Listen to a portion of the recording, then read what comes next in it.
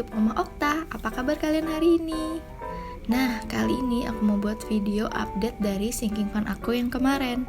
Dan kali ini untuk sinking fund yang aku buat itu mau aku pindah atau aku ubah ke Binder.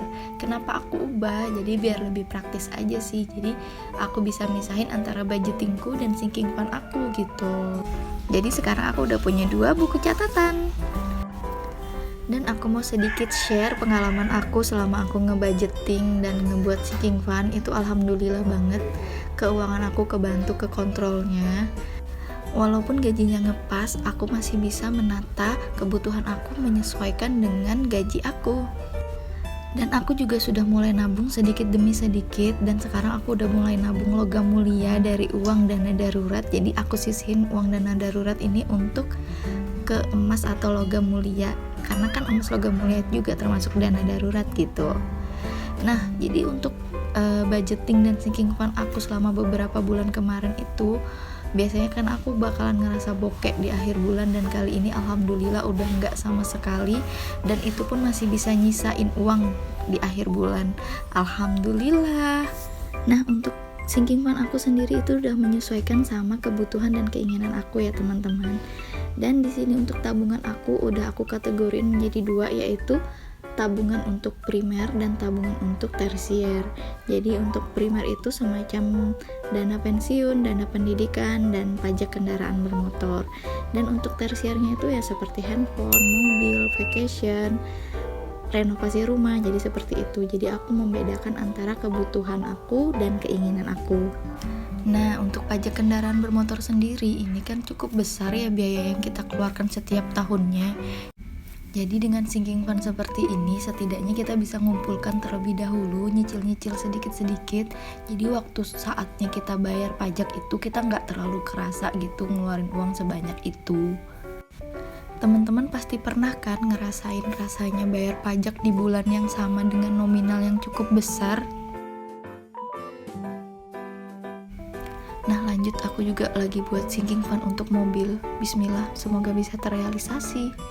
Dan ada handphone juga. Handphone ini masih sinking fund aku yang lalu, dan di sini aku masih nyicil sedikit-sedikit karena ini kan bukan kebutuhan pokok ya, karena kebutuhan tersier aja. Dan tabungan lain-lain pun yang masuk dalam kategori tersier itu aku nabungnya setelah budgeting. Kenapa? Karena budget aku di sini kan untuk gaji itu ngepas banget. Jadi untuk tabungan dengan kategori tersier ini aku nggak mendahulukan dari budgeting aku. Jadi sebisanya aja, sesisa-sisanya aja. Dan bisa juga aku ambil uang sinking fund itu dari hasil usaha aku. Dan semua sinking fund aku sudah aku salin di Binder ini. Dan jadi aku tinggal menyesuaikan jumlah yang ada di sini, dan bakal aku catat lagi deh di kotak-kotak yang udah aku buat di sini.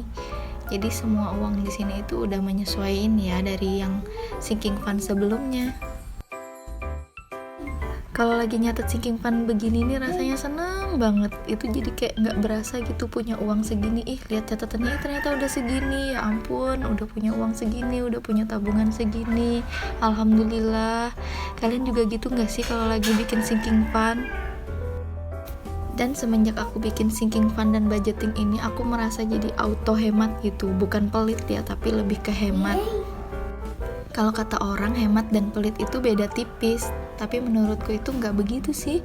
Jadi kalau pelit itu lebih ke nggak mau berbagi dan nggak punya tujuan itu buat apa nabungnya. Tapi kalau hemat itu kan kita udah punya tujuan, oh kita mau beli A, kita mau beli C, kita mau beli B gitu, dan kita udah punya tujuan untuk merealisasikannya itu, tapi dengan cara tidak berlebihan dalam berbelanja. Karena kan kalau aku itu pasti berlebihan dalam segi makanan, jadi pengen beli ini, pengen beli itu.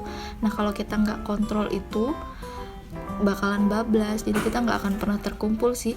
Kelihatannya kecil, beli makanan itu kecil, 15.000, 20, 50, tapi kalau misalnya kita kumpulin itu kelihatan banget banyaknya. Jadi semacam budget tracker itu penting banget buat kita, karena kita akan tahu di pos mana aja kita itu berlebihan untuk pembiayaannya. Walaupun kita hemat, kita juga harus tetap menikmatin hidup loh teman-teman. Jangan sampai kita menjadi stres karena kita hanya harus berhemat, dan berhemat. Untuk teman-teman semua, boleh dong berbagi suka dukanya dalam membuat sinking fund, dan kalian bisa komen di bawah ya.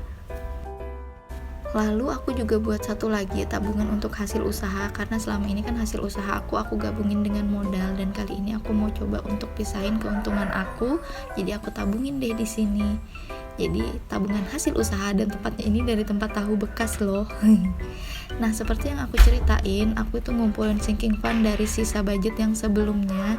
Jadi seperti saving itu aku masukin di uang pensiun, dan sisa-sisa uang belanja kayak misalkan uang 10.000, 5.000 itu aku bakal masukin ke challenge menabung aku 10.000 dan 5.000. Jadi aku sisihin di sini deh uang-uang sisa yang kecil-kecil begini yang pecahannya. Nah, jangan lupa untuk tabungan pendidikan itu selalu sisihin di awal ya. Jadi kita langsung tabungin di awal bulan. Dan lalu jangan lupa juga untuk uang pajak kendaraan bermotor, itu harus setiap bulan ya teman-teman. Kalian bisa nyisihin kok sekitar 50.000 atau senominal pajak motor kalian, misalkan 300.000 dan kalian bagi 12 supaya itu nggak ngeberatin kalian nanti pas waktunya bayar kendaraan bermotor. Nah, jangan lupa juga untuk sisihin uang pensiun. Uang pensiun ini penting banget untuk masa depan kalian, supaya nanti kita nggak nyusahin orang di waktu tua nanti, supaya juga anak kalian nggak jadi generasi sandwich. Alhamdulillah segitu dulu curcol tentang sinking fund kita kali ini. Terima kasih kalian udah nonton. Assalamualaikum.